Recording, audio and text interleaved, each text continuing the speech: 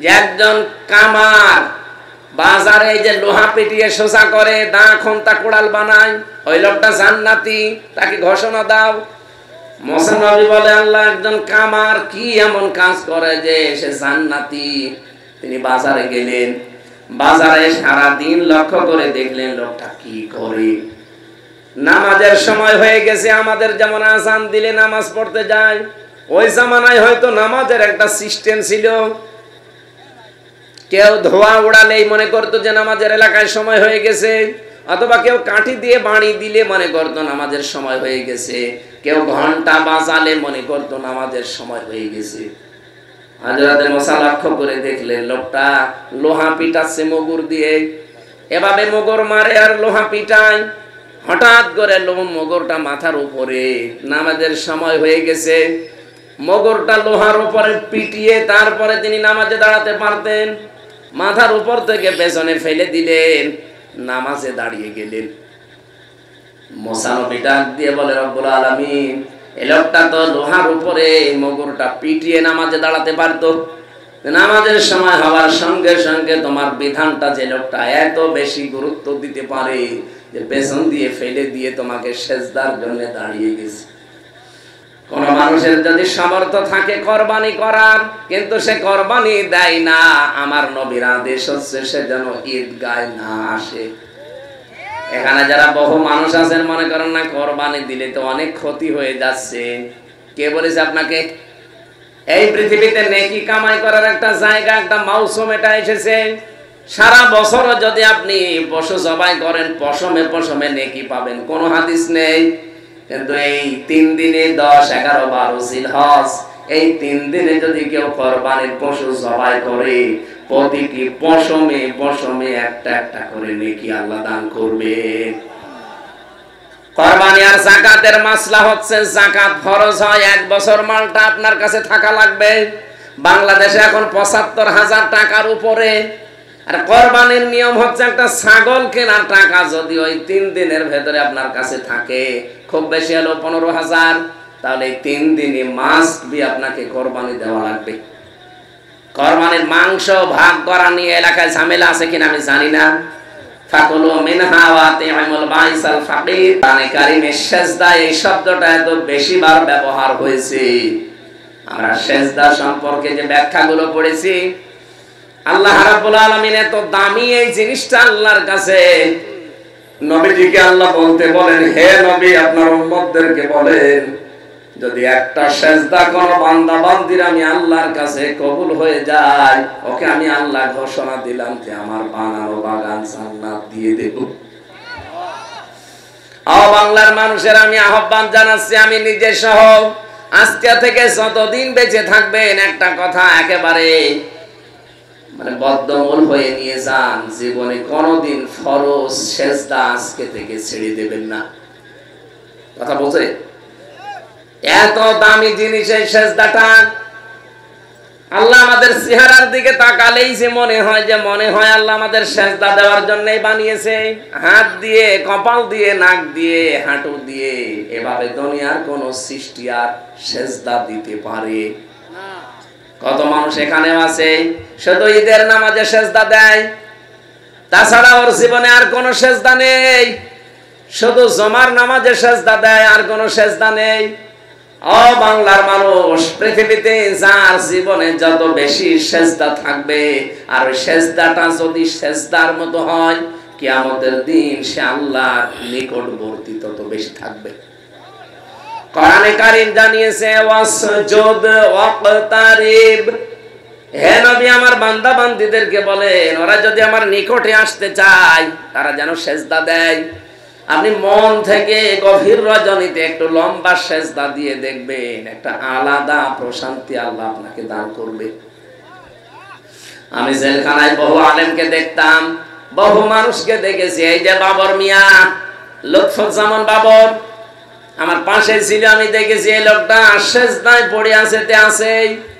মাওলানা মামুনুল হক আমার পাশে 3 বছর এক ঘরে ছিলাম আমরা।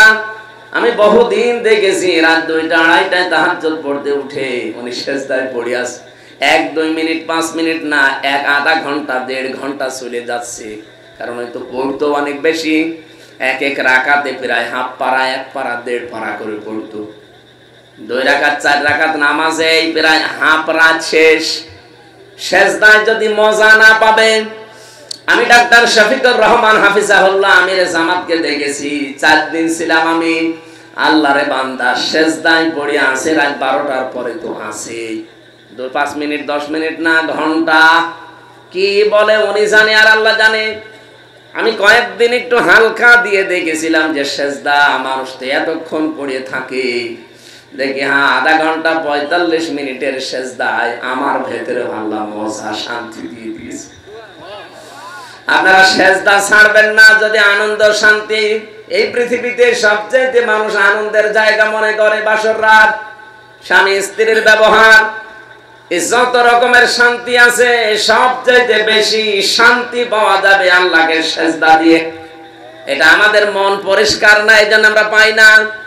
হযরতে আলী রাদিয়াল্লাহু তাআলা আনহু বলেন, আমার তীর লেগেছিল পায়ের ভেতরে। আমি যখন এমনিতেই চলাফেরা করি, মানুষ খোলার চেষ্টা করে পারে নাই, নামাজে দাঁড়িয়েছি, সেজদায় গেছি, কখন যে তীর খুলে নিয়েছি আমি টেরও পাইনি। নামাজ তাদের 100 ভাগের 1 ভাগ মন নিয়ে যদি আমরা পড়তে পারতাম। আর নামাজের ভেতরে আপনি বাংলায় দোয়া করবেন, সাথে ফরজ নামাজ আর ওয়াজিব নামাজ বাদ দিয়ে বাকি যত সুন্নত নফল নামাজ আছে এই নামাজগুলোতে আপনি বাংলায় দোয়া করবেন সেজদায় যে আল্লাহ আমার এই জিনিসের অভাব, আমি এই আতঙ্কে আছি, আমি এই ঝামেলায় পড়েছি, আমার এই অসুখ ভালো হয় না, যত রকমের কথা আছে। আরবিতে তো বলতে পারবেন না, বাংলায় বলবেন। কথা বোঝা যাচ্ছে? সবচাইতে গুরুত্বপূর্ণ সময় হচ্ছে সেজদা। সাহাবী প্রশ্ন করলেন, হে নবী, মানুষ কখন আল্লাহর কাছাকাছি চলে যায়? বিশ্ব নবী বলেন, বান্দা যখন সেজদায় যায় তখন আল্লাহ আর বান্দার ভেতরে কোনো পর্দা থাকে না। অসাক্ষীরাবাসী আমি সহ আজকে থেকে নিয়ত করছি, জীবনে যতদিন বেঁচে আছি অন্য যাই হোক ফরজ সেজদা ছেড়ে দেবেন। বলেন বলেন। আল্লাহর নামে মুসা কালিমুল্লাহকে একবার আল্লাহ ঘোষণা দিলেন যে একজন কামার বাজারে যে লোহা পিটিয়ে সোজা করে, দা খন্তা কুড়াল বানায়, ওই লোকটা জান্নাতি, তাকে ঘোষণা দাও। মুসা নবী বলে, আল্লাহ, একজন কামার কি এমন কাজ করে যে সে জান্নাতি? তিনি বাজারে গেলেন, বাজারে সারা দিন লক্ষ্য করে দেখলেন লোকটা কি করে। নামাজের সময় হয়ে গেছে, আমাদের যেমন আযান দিলে নামাজ পড়তে যায়, ওই জামানায় হয়তো নামাজের একটা সিস্টেম ছিল।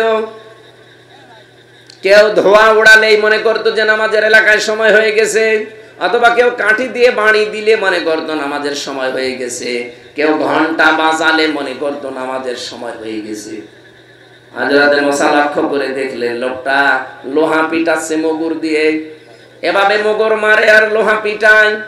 হঠাৎ করে মুগুরটা মাথার উপরে, নামাজের সময় হয়ে গেছে, মুগুরটা লোহার উপরে পিটিয়ে তারপরে তিনি নামাজে দাঁড়াতে পারতেন। মাথার উপর থেকে পেছনে ফেলে দিলেন, নামাজে দাঁড়িয়ে গেলেন। মুসা নবী ডাক দিয়ে বলে, রব্বুল আলামিন, এই লোকটা তো লোহার উপরে মুগুরটা পিটিয়ে নামাজে দাঁড়াতে পারতো, নামাজের সময় হওয়ার সঙ্গে সঙ্গে তোমার বিধানটা যে লোকটা এত বেশি গুরুত্ব দিতে পারে যে পেছন দিয়ে ফেলে দিয়ে তোমাকে সেজদার জন্য দাঁড়িয়ে গেছে, আমার মনে হয় তুমি তাকে জান্নাতে না দিয়ে পারো না। জিন্দা অবস্থায় সেজদার কারণে তিনি জান্নাতের সুসংবাদ পেয়েছিলেন। তার তো নামাজ জীবনে ছিল মাত্র 1 ওয়াক্ত, সারাদিন 24 ঘন্টায় মাত্র 1 ওয়াক্ত নামাজ মুসা নবীর, আর আমরা পেয়েছি 5 ওয়াক্ত। 50 ওয়াক্ত পেয়েছিলাম, কমাতে কমাতে আল্লাহ 50-এর 5 ভাগ 5 অংশ দিয়েছেন, 0 কেটে দিয়েছেন। এই 5 ওয়াক্ত যদি আমরা সেজদাটা ঠিক মতো দিতে পারি, আল্লাহর কসম আমরা আল্লাহর নিকটবর্তী চলে যাব ইনশাআল্লাহ। এজন্য সেজদা জীবনে ছাড়া যাবে না, আল্লাহর আদেশ, ওয়ারকাউ ওয়াসজুদু, তোমরা রুকু করো, সেজদা করো, ওয়াবুদু রাব্বাকুম, তোমাদের রবের ইবাদত করো। রবের ইবাদত আমি যত পেয়েছি পুরা কোরআন শরীফের ভেতরে প্রায় 500 ইবাদত পেয়েছি। এর ভেতরে অন্যতম একটা ইবাদত আর 4 দিন পরে যেটা আরম্ভ হবে 5 দিন পরে, তার নাম কি? কুরবানি। নাম কি? এই কোরবানিটা আল্লাহর একটা রবের একটা বিধান।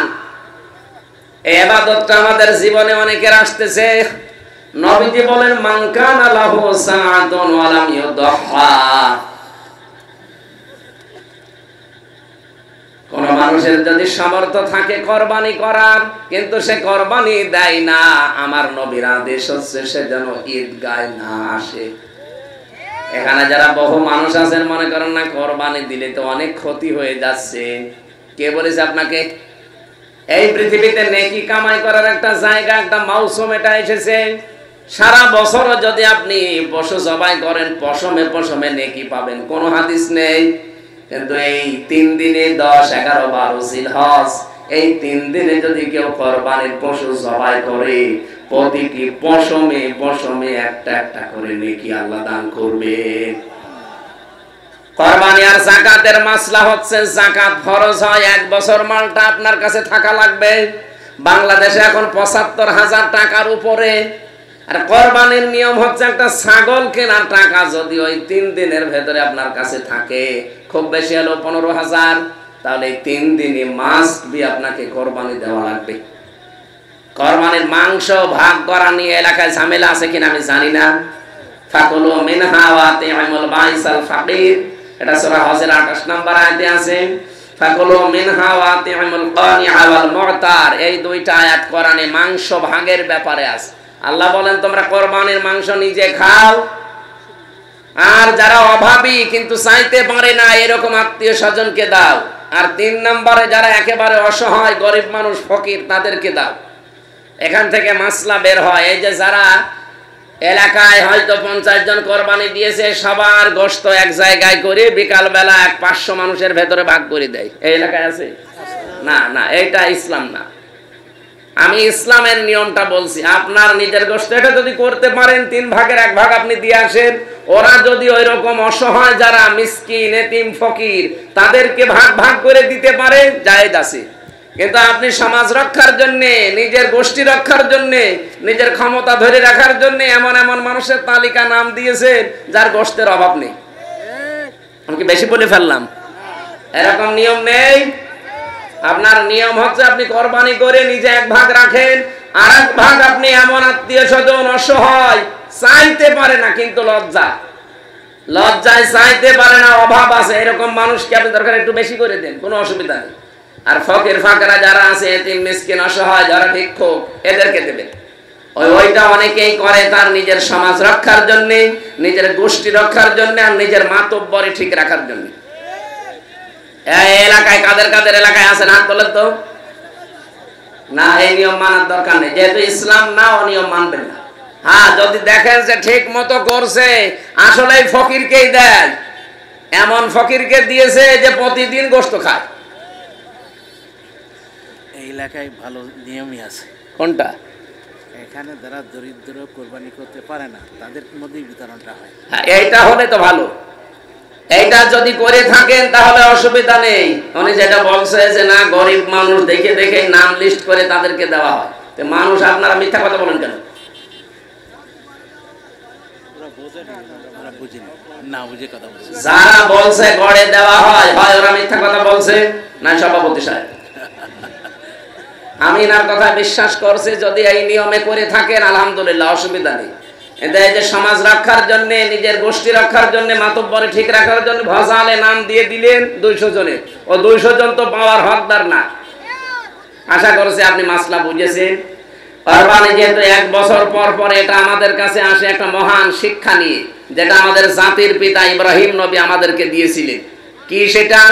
আল্লাহর বিধান যখন যে অবস্থায় আসবে, কেন কেন এই প্রশ্ন নেই। আল্লাহ পাক বলেন ফালাম্মা আসলামা ওয়া তাল্লাহু লিল জাবিন, এই যে আসলামা দিয়ে বচন দিলেন, যখন এরা 2 জনে রাজি হয়ে গেছে, এগ্রি হয়ে গেছে, প্রস্তুতি নিয়েছে, তাকে জবাই করবে, কাট করে ফেলেছে, আল্লাহ তখন তাকে ডাক দিয়েছিলেন। কোরবানির নিয়মটাই ইব্রাহিম নবীকে আল্লাহ যদি বলতেন যে ছেলে জবাই করে ফেলা হয়েছে, তো আল্লাহ তাকে স্বপ্ন দেখালেন কেন? তাফসিরে ফি জিলালিল কোরআনে মুফাসসির লিখেছেন আল্লাহ তাকে স্বপ্ন দেখিয়েছিলেন এই কারণে সন্তান জবাই করা লাগবে, এটা আল্লাহর উদ্দেশ্য না। আল্লাহর উদ্দেশ্য ছিল এরা আমাকে মানে কিনা। যেহেতু আল্লাহ দেখে ফেলেছেন যে হ্যাঁ দুইজনে দুইজনে আসলিম করেছে, দুইজনে রাজি হয়ে গেছে, আমার আল্লাহ তখন ডাক দিলেন ওয়ানাদাইনাহু আইয়া ইব্রাহিম قد صدقت الرؤيا إنا كذلك نجزي المحسنين। হ্যাঁ ইব্রাহিম, তুমি যা করলে অবশ্যই তোমার স্বপ্নকে সত্যের রূপ দিয়েছো, আমি পেয়ে গেছি। আজ বাংলাদেশে 1628 জন মানুষ দায়িত্বে এখনো আছে। আপনারা চাইছিলেন আগে সব ভুলে যান, এখন এই কোরবানি 5 দিন পরে শিক্ষা নেওয়া লাগবে। এই দেশের 1628 জন মানুষ যেন ইব্রাহিমের ভূমিকায় অবতীর্ণ হয়। এক কথা বলেন না কেন? আর 18 কোটি জনগণ আমরা ইসমাইলের ভূমিকায় আসতে চাই। সামনে যখন যেটা আল্লাহর বিধান চলে আসবে